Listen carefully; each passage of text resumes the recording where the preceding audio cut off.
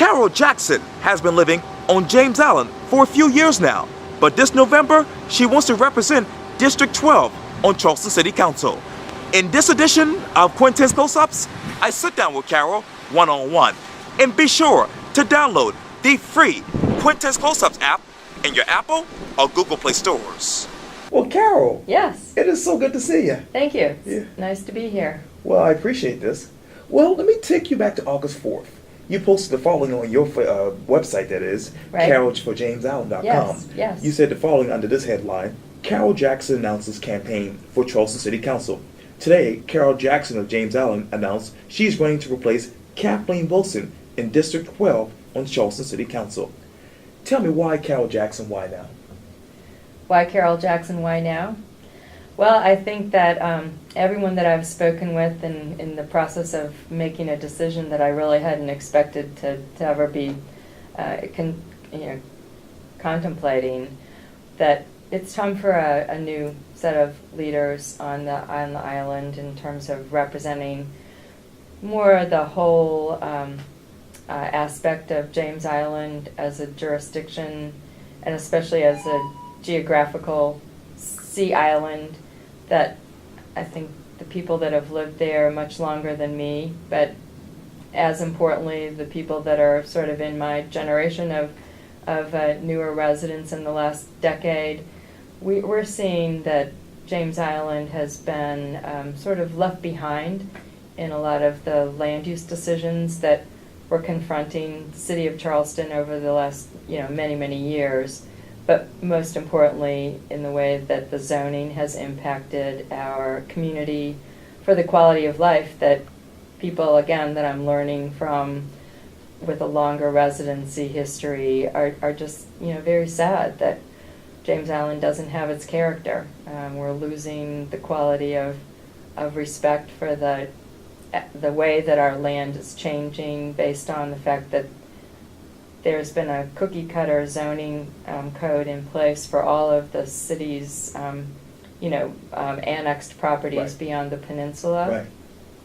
and it really hasn't worked for our community. We've got a lot of challenges, just literally from the aspect of considering the drainage as one major element of our quality of life, because James Island has unique characteristics of everybody has a little waterway that they're close to. Right. We all are impacted by tidal creek flooding in ways that some of the other neighborhoods around the region, I mean, I'm not saying that we're not similar to, say, the Church Creek Basin or other communities over in West Ashley, or the way that flooding has impacted the east side of the peninsula. Right. So, but in terms of dealing with our neighborhood decisions about zoning infill in particular, it's been a very detrimental season of overbuilding and growth that has had negative impacts. How did we get here in your mind? How did we get to that place? I think that it's been an evolving, sort of cultural, political situation. Okay. I first started coming to Charleston never as a permanent residence until the last 5 years, but in the 80s I was sent here by the National Trust for Historic Preservation to support a variety of our DC staff that were assigned to work with Mayor Reilly in the exciting venture that he took the city on from his first years in office in the late 70s. Right. All the way to 2 years ago, Right. of trying to build up Charleston as a place for economic prosperity, job centers, tourism industry, the whole gamut of what he accomplished with his very bold vision, for the Charleston region. And during that time, I think everyone was together with, more is better. We don't have enough of a prosperous economy. We don't have enough jobs. We don't have enough good places for people to live. So it was all about growth. And I think that growth vision and atmosphere just sort of overtook all of the areas where Charleston was annexing what had been for centuries unincorporated property. Right. And in James Island's case, it was, the last of the very agrarian economies, maybe second to Johns Island, but Right. I think James Island was probably even ahead of the income curve for earning life incomes from the agriculture that was produced by James Island as the breadbasket for the farmers market, for example. So that was the history of James Island, and then all of a sudden it was being subdivided for good reason, because people were moving, to places where they could afford to live as they were outgrowing the peninsula neighborhoods where they might have been raised and wanting to raise their families in literally greener pastures. You know how that goes. Everybody wants to have a place that they can be proud of to raise their families. So James Island was seeing a lot of subdivision infill in the post-World War II years, where people were able to return from serving their country during that time and use the government loan programs that were creating the housing industry that I grew up in the 50s and the 60s for good purpose. But most of that land was unincorporated at that point in time. Property by property, neighborhood by neighborhood, it became annexed into the city. Right. And at that point, no one in the government, in Mayor Reilly's government, was saying, let's take a time out and understand the distinctives between the peninsula neighborhoods, the Johns Island neighborhoods, Right. the West Ashley. Right. Daniel Island wasn't even Right. a thought in anyone's head at that point in time. So it was more of a case-by-case decision-making evolution that today has not been kind to James Island as a place that has not enough infrastructure. Our road system is not well planned to move the traffic that's now heading there every day, all day for commuting and work center purposes. And we do have this amazing infill of neighborhoods that are increasingly more well planned for stormwater management, property by property. But there has still not been a comprehensive way of looking at the water impacts when you put like for example, we have a property in the middle of James Island on a very heavily trafficked road that used to go back to several plantations. Right. The end of that road is now the James Island Park, which is a great facility for the whole county. At the front of that on Folly Road is the post office, and in between was the movie theater that's Right. now going to be apartment buildings. Just up the road on the other side of Central Park is a beautiful 10-acre piece of land that has never had any structures on it. Mm. And it's been a sort of a natural watershed drainage basin for all of the neighborhoods that are, around it.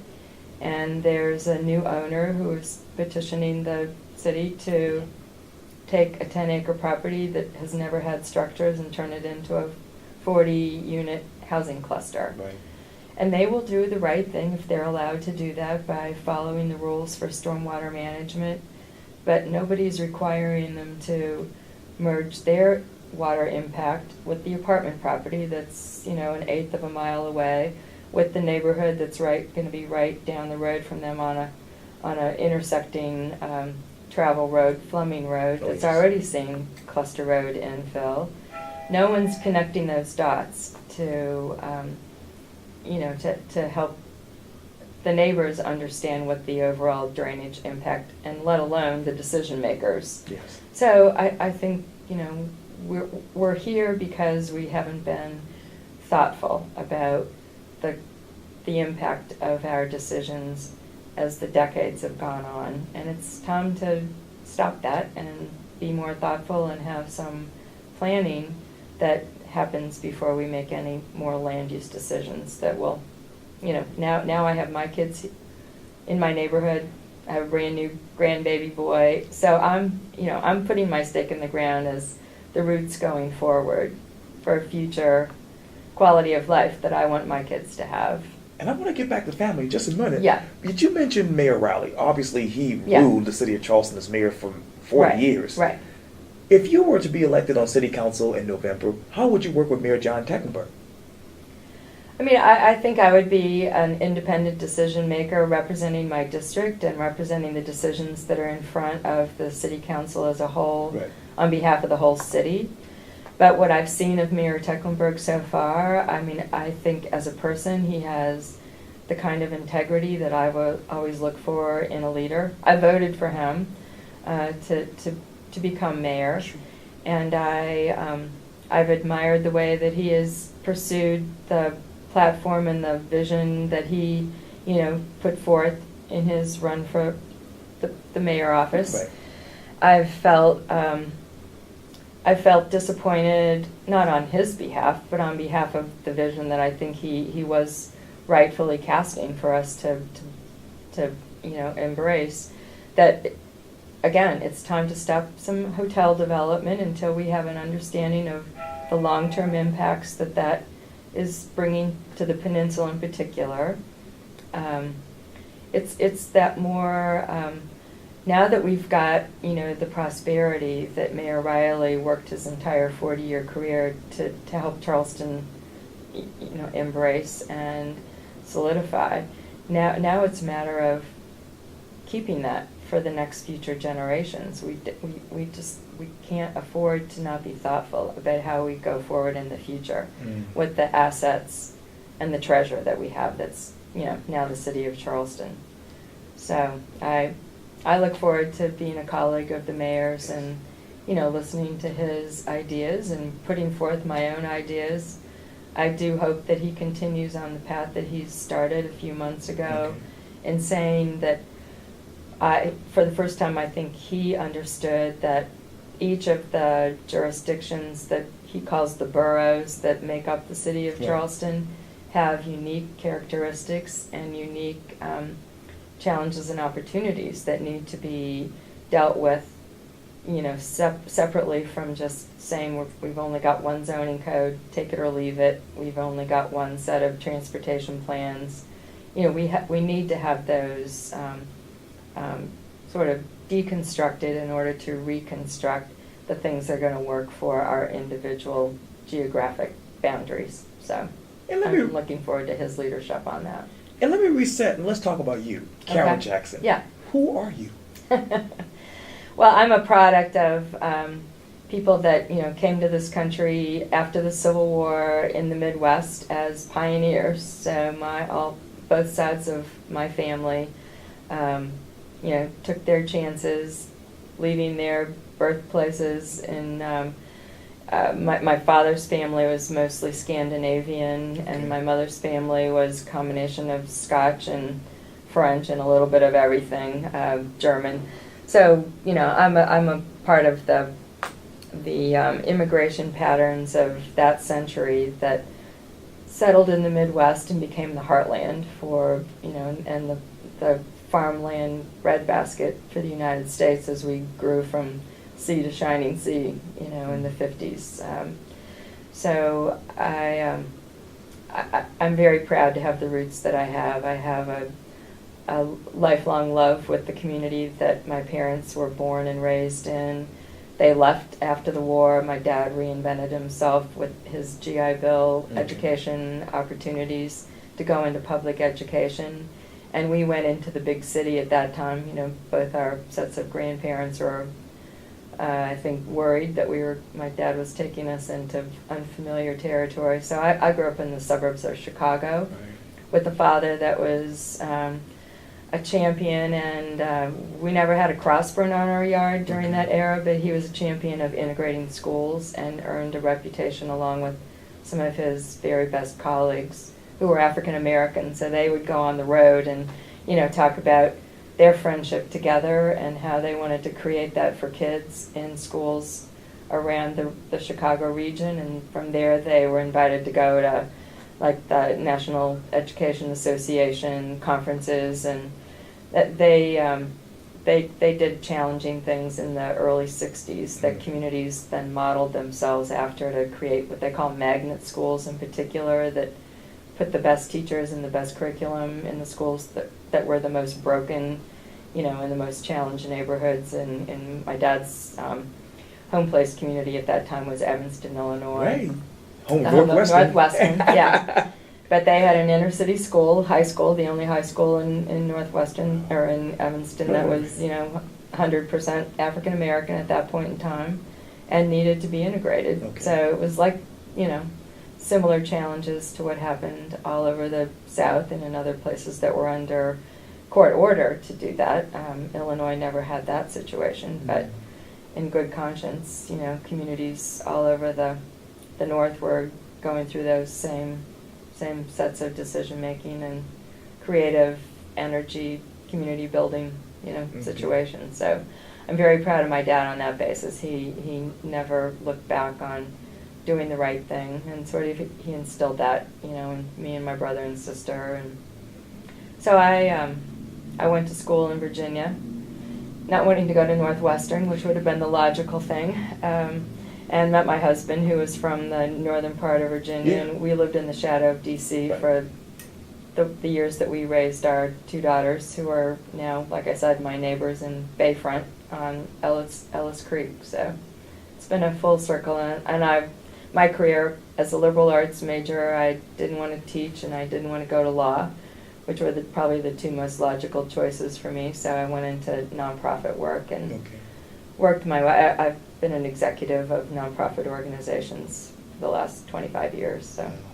So write the headline. When it comes to November 7th, what do you want people to write about you as a candidate? That I heard things that I think the citizens of James Island were speaking into the public arena, and I picked up the baton that they needed to have a representative who would speak with them and have a seat at the table to strongly represent their interests in the whole city of Charleston, challenges that are going to present themselves over the next 50 years. So Carol we Jackson. need to get started. Carol Jackson, thank you so much for your time. I really appreciate this. You're we welcome. can go on and on. All right, thank you very much.